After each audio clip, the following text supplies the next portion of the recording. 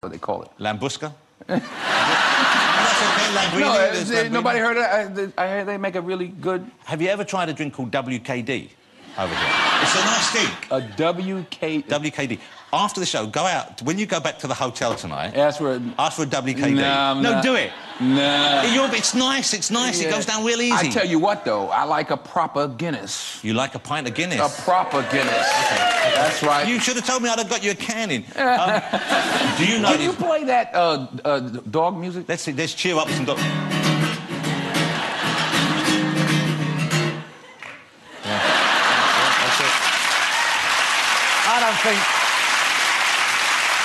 I don't think we can top that.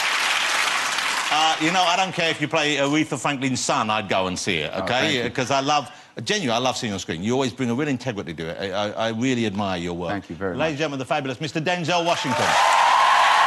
Thank you. Great to see you again. Thank you so much. Okay. Denzel Washington. Join us after the break. I'll be chatting to Keira Knightley. We've got Tom Hardy coming out and music from Dionne Warwick. Don't go away.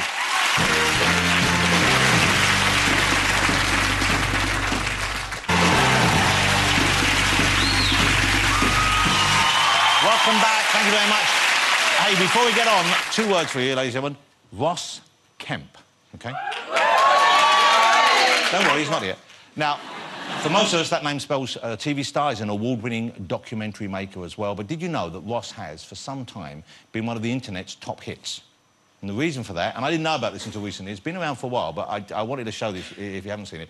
The reason is something called Ross Kemp folds.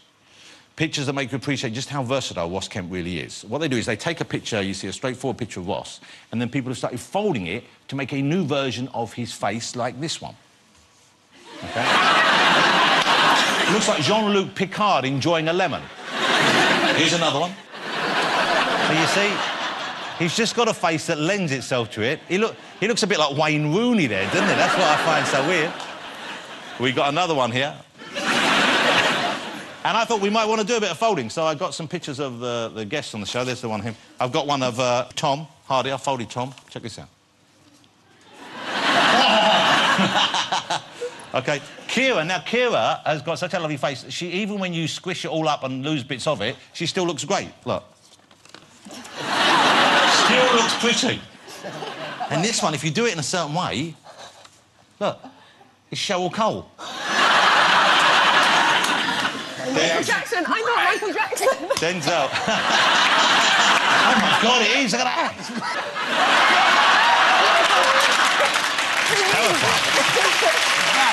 Yes! Denzel, you want a bit of this action? Yes. OK. Check that out.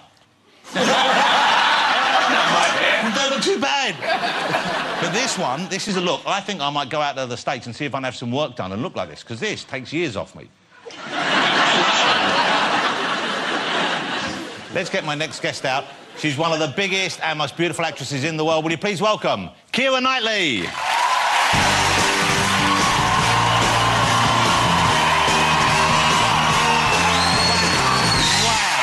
Hello. You look stunning, of course. Please take a seat. Look at Keira Knightley. Wow, you always look incredible. Oh, that's very kind. So do you. OK, I read that while making your new movie, before some of the more intense scenes... Yeah. Before anything that was a little bit kind of not troubling, but, you know, nerve-wracking, you would have shots of vodka. Yes. Is that right? About 2 shots of vodka, but there's spanking scenes in the film. So I might as well just get it out of the way, right? Let's get that out of the way and let's relax you. Are we ready to go? Because I want you to relax and talk about this. Brilliant. OK, there you go. Good. There's a shot of vodka for you right there. You fancy that? You want to take that down? Oh, I should have one as well. Are you having one too? And then we'll get spanking. Jesus, this is the best night of my life. Okay. Are you ready? Down you one? Yeah. Nice, that. Wow. She's really drinking vodka. It is really vodka. I'm drinking water from my bottle. I didn't know you play along with it. That was quite a surprise. Wow, congratulations. Thank you. Would you like another? Yeah, no. OK. So, yes, it's... quite an intense film. It is quite an intense film, and it's about psychoanalysis. It's called A Dangerous Method. It is called A Dangerous Method, and it's about psychoanalysis and the meeting between Freud and Jung and the patient that brought them together, and I play the patient, Sabina Spielrein. So I didn't know this story. I knew that they were contemporaries, but I didn't know there was a woman involved who had kind of, you know, they were both aware of. Yeah, that was the reason that Jung decided to try Freud's method out for the first time. But when she first appears, she thinks she's mad, or she thinks she's possessed or something. I mean, she's really in a bad way. She's suffering from hysteria. Yeah, so she is. So it's, I mean, and it's a devastating story, and what was going on with her is completely devastating, but also incredibly inspiring, because when you see her, like, at the beginning of the film, they'd completely given up hope with her. I mean, absolutely. So... Well, I guess back then they didn't know how to treat people like that. I mean, this was before. This was the beginning of these kind of therapies. This was the first person that went through analysis.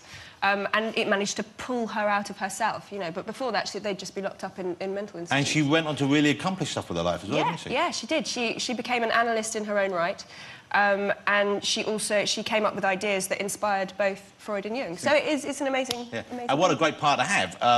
But, as we said, quite intense and quite demanding. When you get a part like that and you know there's going to be... Obviously, it requires a lot of kind of emotional action, but at the same time, you know there's going to be sexual scenes and that kind of thing. Yeah. Even though it's with, you know, one of the men of the moment, Michael Fassbender. Yeah.